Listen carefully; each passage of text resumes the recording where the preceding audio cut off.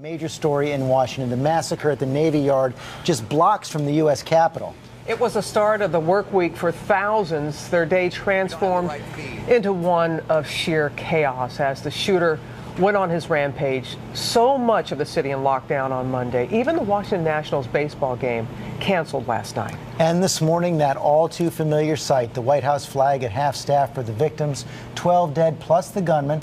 Let's get right to all we've learned overnight from ABC's Jim Avila in Washington. Good morning, Jim. Good morning, George. Most of the 15,000 workers here at the massive Navy Yard have been asked to work from home today as authorities work on the motive behind this terrible attack perpetrated by one of the Navy's own contractors. This morning, police say they are focusing their investigation on 34-year-old Aaron Alexis, an IT contractor starting a job at the Naval Yard.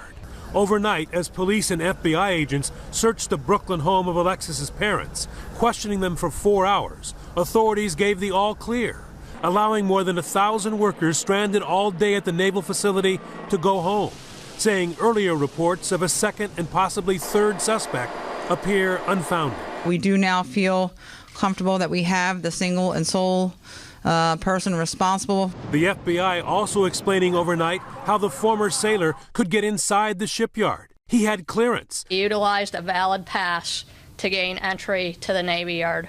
It was the beginning of a shooting spree that began at 8:15 in the morning.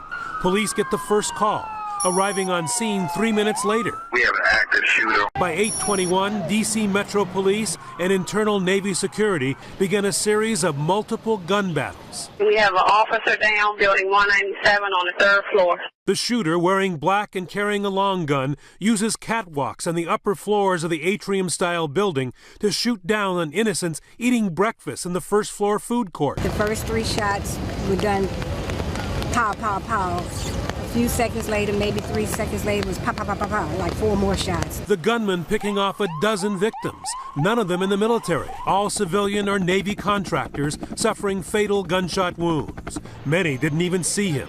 One of the victims standing shoulder to shoulder with Navy Commander Tim Giras. I saw him drop in front of me. He was shot in the head. And this morning, we are learning details about some of the 12 victims, ages ranging from 46 to 73. Like 51-year-old Arthur Daniels, the grandfather of 9 was shot in the back as he tried to escape. Or Kenneth Proctor, the 46-year-old who worked for the government for 22 years.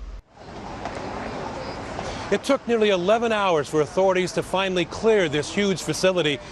Frightened workers were hiding in nooks and crannies all over the building. SWAT teams finally finding the last frightened worker hiding in a storage locker at 7 o'clock last night. Robin? All right, Jim, thank you.